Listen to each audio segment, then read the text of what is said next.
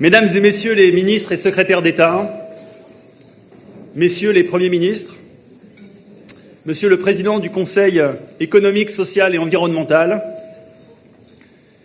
monsieur le représentant du président du Sénat, madame la maire de Paris, monsieur le représentant de la présidente de la région Île-de-France, mesdames et messieurs les élus, mesdames et messieurs les ambassadeurs, monsieur le grand rabbin de France, messieurs les présidents de la Fondation pour la mémoire de la Shoah, du Consistoire et du Fonds social juif unifié, mesdames et messieurs les représentants des cultes, des médias et de la société civile, mesdames et messieurs les présidents de fondations, d'institutions et d'associations,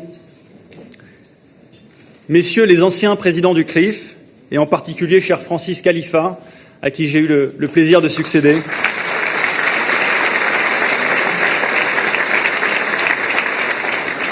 mesdames et messieurs, chers amis, je suis très heureux de vous accueillir ce soir au 37e dîner annuel du CRIF.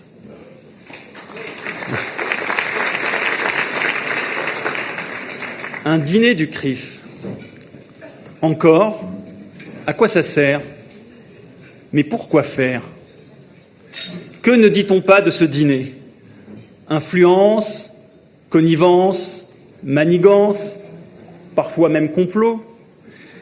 Combien de fois n'avons-nous pas entendu les uns et les autres ces interrogations?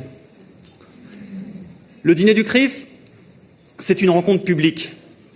Ici, le dialogue qui s'établit depuis la première édition en 1985 n'a rien de secret. N'en déplaise aux complotistes, ni forces occultes, ni secrets d'alcôve, mais un dialogue franc et ouvert où des Français discutent avec passion de leur pays. Le dîner du CRIF est fait pour se parler. Un moment d'échange entre citoyens de bonne volonté, forces vives engagées chacun à notre manière pour une France plus juste, consciente de son histoire, unie et forte de sa pluralité. Ce dîner, c'est celui des 70 organisations représentées par le CRIF, actives dans l'action sociale, l'éducation, la culture, la lutte contre le racisme et l'antisémitisme, la mémoire de la Shoah, la vie juive. C'est en leur nom que le CRIF s'exprime, c'est en leur nom que je m'adresse à vous ce soir. Le dîner du CRIF, ça me fait penser à une histoire. Savez-vous comment on célèbre une fête juive en 3 étapes? 1, ils ont essayé de nous tuer. 2, ils n'ont pas réussi. 3, mangeons. Alors,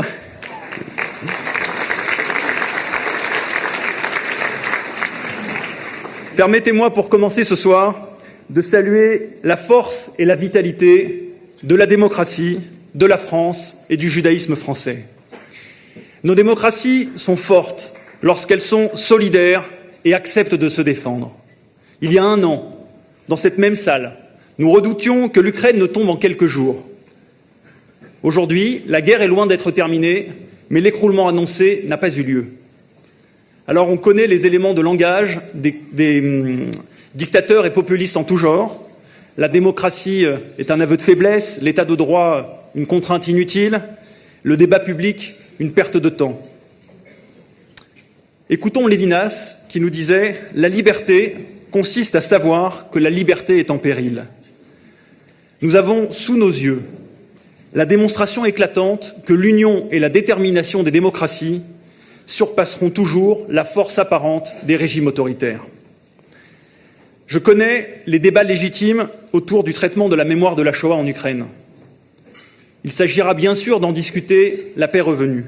Mais en attendant, le CRIF, comme l'immense majorité des Français, est aux côtés des Ukrainiens.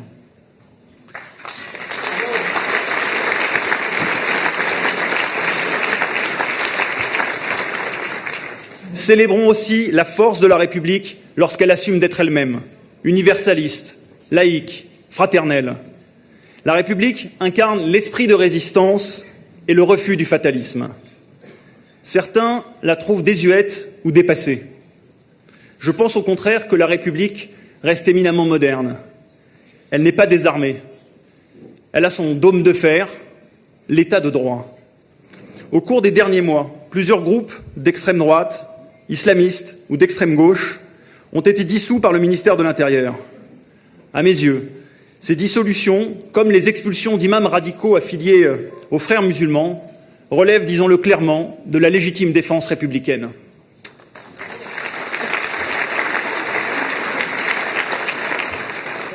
Je veux enfin célébrer la force et la vitalité du judaïsme français. Regardons d'abord ce simple fait. Aujourd'hui, Paris est la capitale juive de l'Europe. Jamais la France n'a compté autant de synagogues, d'écoles juives, de restaurants cachers, d'expositions, de concerts, où figurent le judaïsme, les juifs et leur histoire. La vie juive est foisonnante de Paris à Marseille, de Lyon à Pointe-à-Pitre, de Strasbourg à Bayonne. Depuis 2000 ans, et aujourd'hui plus que jamais, cette vitalité fait notre fierté. Elle constitue la plus cinglante des réponses aux antisémites de tous bords. Alors, ensemble, sans angélisme, mais avec détermination, continuons à faire du judaïsme français un projet d'avenir.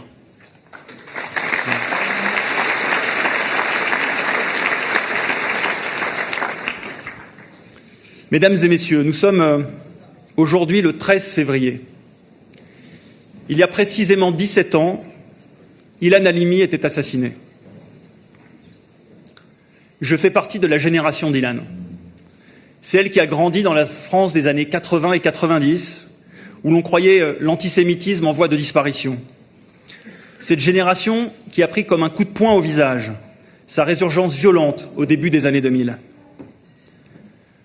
Nous étions nombreux cet après-midi pour la remise du prix à son nom, et ensemble, nous luttons pour offrir à nos enfants un peu de l'insouciance dont nous gardons le souvenir.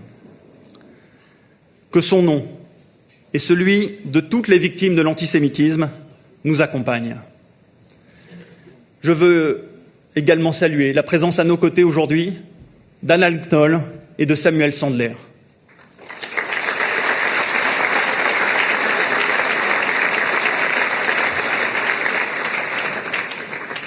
En France, des actes, des délits et des crimes antisémites sont commis régulièrement.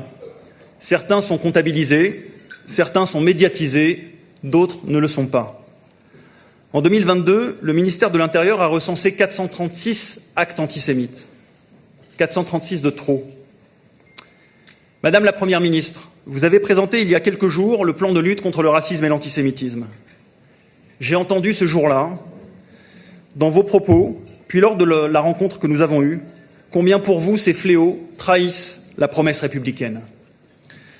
Nous partageons, je crois, un attachement sincère à l'universalisme, cet idéal qui clame qu'il faut à la fois plus de République et la même République pour tous. Les Français juifs seront toujours à vos côtés dans le combat contre le racisme, l'antisémitisme et toutes les discriminations.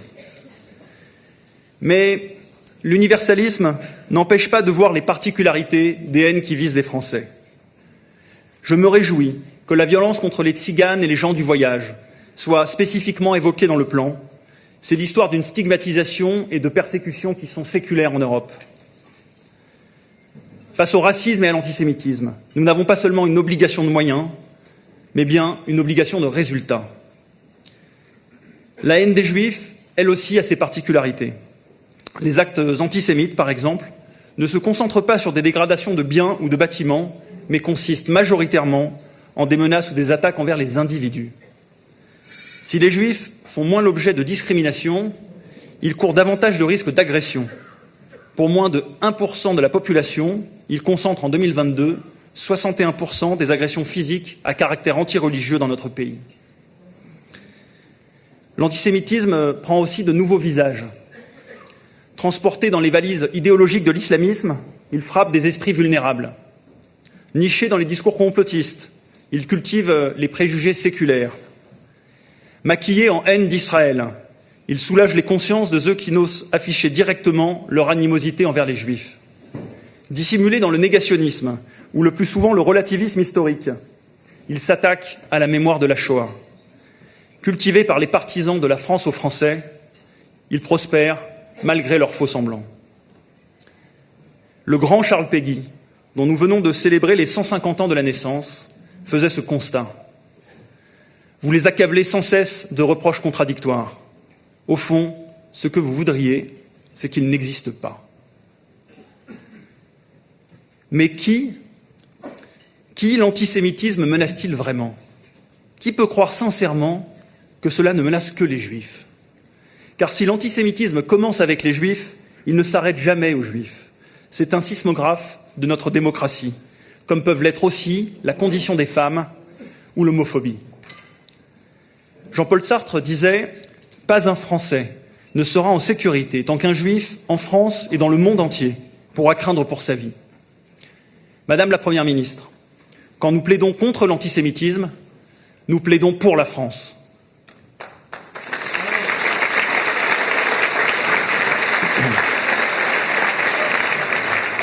Chacun a un rôle à jouer. L'éducation contre les faux savoirs et les vraies rumeurs. La justice contre les récidivistes de la haine. Les forces de police contre les passages à l'acte. Mais au-delà des pouvoirs publics, nous savons que nous ne vaincrons l'antisémitisme qu'avec l'engagement des Français. J'ai chez moi 2 affiches, publiées en 1898 à Paris à une semaine d'intervalle, alors que l'affaire Dreyfus déchaînait les passions. La première clame « Dreyfus est innocent », avec à l'appui de ce combat les visages de Jaurès, Zola, Clémenceau, Bernard Lazare. La seconde répond « Dreyfus est un traître », avec les visages de ministres de la guerre dont les noms sont aujourd'hui oubliés. Ces affiches me rappellent qu'il y a des moments de l'histoire où 2 France se sont opposées. L'une, passéiste et repliée sur elle-même. L'autre, républicaine et généreuse.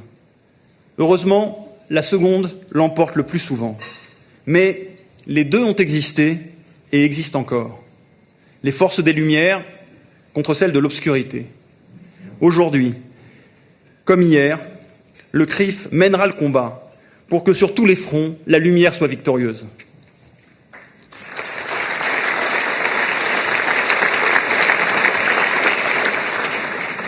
Mesdames et messieurs, les institutions républicaines constituent désormais une arène privilégiée de l'affrontement entre courants populistes et partis républicains.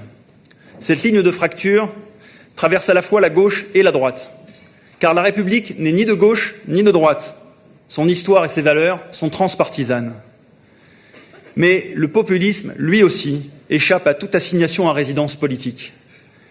Galvanisé par ses succès électoraux, le Rassemblement national cherche à faire oublier son histoire et à adoucir l'image de son programme, pourtant toujours fondé sur l'exclusion.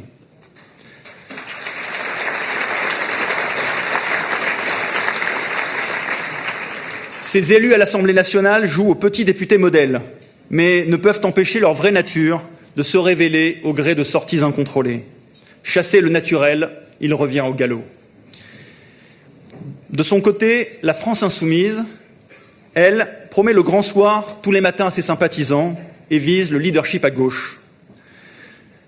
L'agitation y est érigée en stratégie politique. La France insoumise, c'est l'alliance idéologique de Pascal Boniface et de Jeremy Corbyn. C'est la complaisance clientéliste avec l'islamisme. Souvenez-vous de la manifestation de 2019 avec le CCIF. C'est le soutien à l'indigénisme. C'est l'obsession antisioniste. Ces excès sont loin des principes de la gauche républicaine.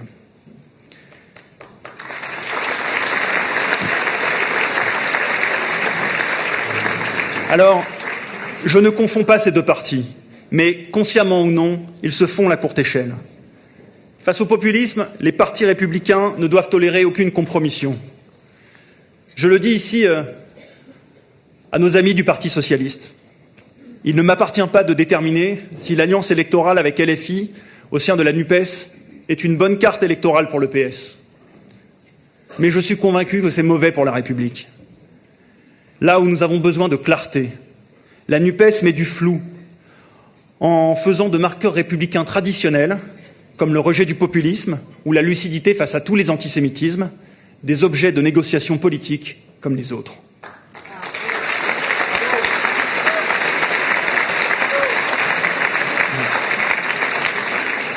Mesdames et messieurs, je le rappelle à tous ceux qui se réclament de partis ou de courants universalistes et républicains. Il y a des choses essentielles sur lesquelles on ne transige pas. Pour chacun de ces populismes, le rapport aux Juifs et aux minorités doit être analysé. Pour le Rassemblement national, la stratégie consiste à feindre d'être le défenseur des Juifs face à l'antisémitisme islamiste pour mieux passer sous silence la présence dans ses rangs de militants et candidats identitaires, mieux passer sous silence le port de la kippa qu'ils veulent interdire ou l'abattage rituel. Pour toutes ces raisons, nous nous sommes opposés avec force à la perspective que le RN puisse présider le groupe d'études sur l'antisémitisme à l'Assemblée nationale.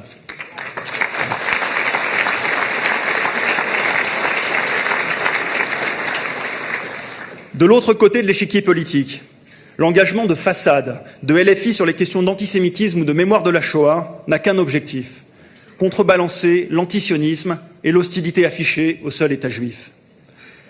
Aux uns comme aux autres, nous le disons avec fermeté, dénoncer l'antisémitisme de l'autre camp politique est confortable. Mais il ne peut y avoir d'indignation sélective. Une démarche sincère commence toujours par dénoncer l'antisémitisme venu de ses propres rangs. J'invite ces partis à balayer d'abord devant leurs portes.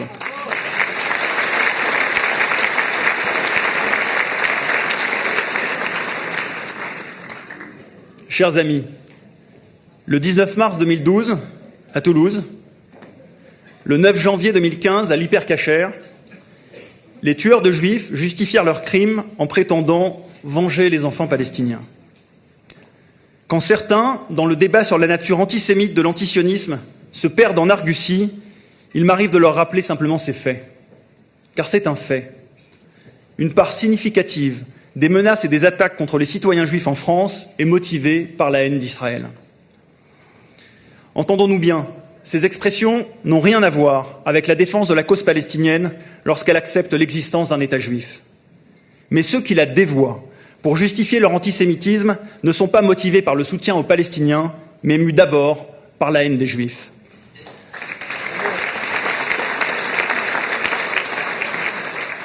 Alors, ces passages à l'acte contre les Juifs n'ont pas attendu la composition de tel ou tel gouvernement israélien.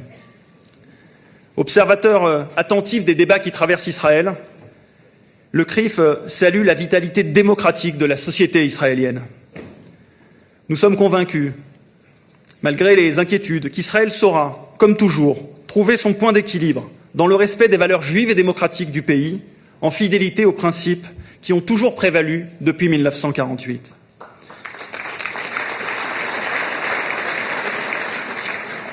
J'ai confiance dans la démocratie israélienne. Et le CRIF est depuis toujours attaché à ce qu'Israël et les Palestiniens trouvent le chemin de la paix dans les modalités qu'il leur appartient de définir. Comme dans tous les dîners, on ne peut pas inviter tout le monde. Croyez-moi, je le regrette.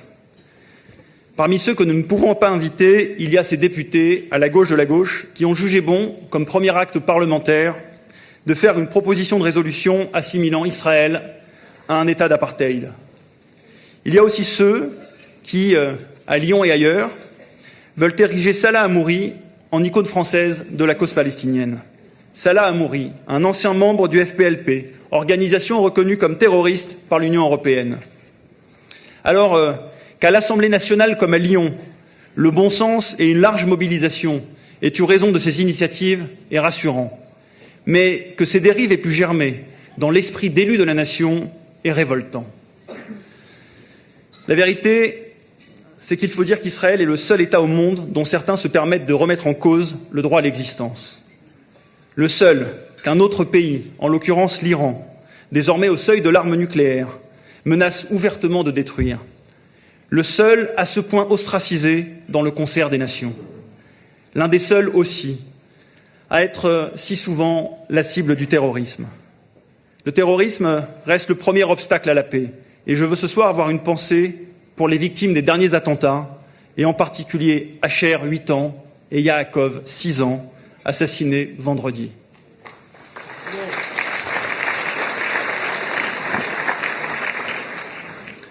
Mesdames et messieurs, le tremblement de terre qui a tué plus de 30 000 personnes la semaine dernière nous rappelle la futilité des frontières entre les hommes. Je veux ce soir exprimer notre solidarité aux familles des victimes et notre soutien aux sauveteurs, en particulier aux équipes françaises et israéliennes engagées sur le terrain.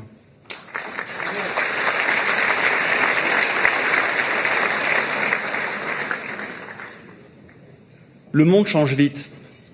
Au Proche-Orient, les accords d'Abraham, en Iran, la contestation populaire, démontrent que même en diplomatie internationale, l'espoir n'est pas interdit. Dans cette région du monde en plein bouleversement, je souhaite que la France puisse jouer les premiers rôles. À l'heure où certains de nos alliés traditionnels, comme le Maroc ou les Émirats arabes unis, et demain, pourquoi pas l'Arabie saoudite, développent des liens avec Israël, c'est l'intérêt de la France d'accompagner ce mouvement géopolitique. Alors, disons-le clairement, il est peut-être temps que le Quai d'Orsay, sur cette question, révise son logiciel diplomatique.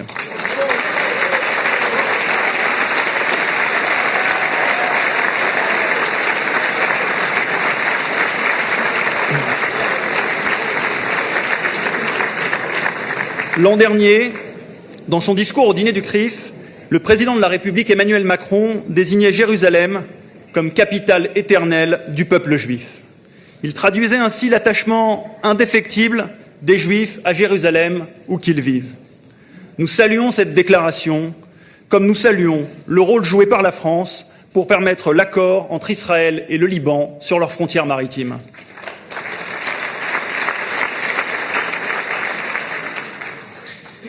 Chers amis, la promesse républicaine repose sur l'ambition d'une école qui émancipe et développe l'esprit critique. Oui, je crois en l'éducation. Je crois en l'éducation parce que le racisme et l'antisémitisme sont aussi le trophée de l'ignorance. Je crois en l'éducation parce qu'en tant qu'héritier de la tradition juive, je suis convaincu que la liberté s'acquiert par le savoir. Permettez-moi ici d'évoquer la mémoire de René Samuel Sirat, grand rabbin de France entre 1981 et 1988, disparu il y a quelques jours, et qui avait toujours mis l'éducation et la transmission au cœur de son judaïsme.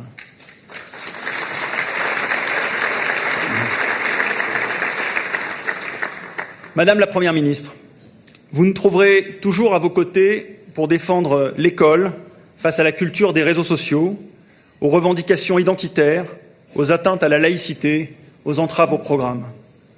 Il faut, sur ces questions, manier la fermeté, mais aussi la pédagogie.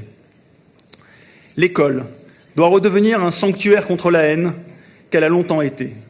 C'est à cette condition que les enfants juifs qui ont dû quitter les écoles publiques de certains quartiers pourront un jour, nous l'espérons, y retourner. Je veux saluer aussi la décision de rendre obligatoire dans tous les parcours scolaires la visite d'un lieu de mémoire. 80 ans après l'abîme, la mémoire de la Shoah nous impose une responsabilité. Merci à Esther Seno, qui fait chaque jour œuvre de témoignage, d'être avec nous ce soir.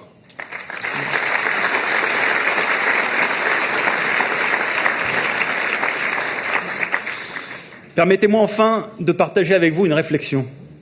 Les programmes scolaires n'évoquent aujourd'hui les Juifs qu'à travers les Hébreux et une présentation sommaire du judaïsme, puis l'affaire Dreyfus et la Shoah, c'est-à-dire exclusivement sous l'angle religieux ou victimaire.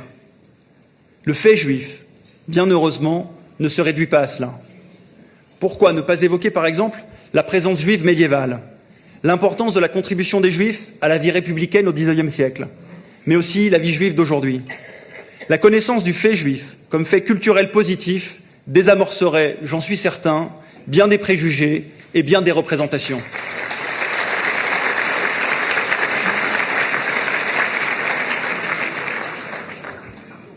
Chers amis, quand je nous vois ici tous ensemble, venus d'horizons sociaux, culturels, philosophiques ou politiques si différents, je suis heureux de vivre en France.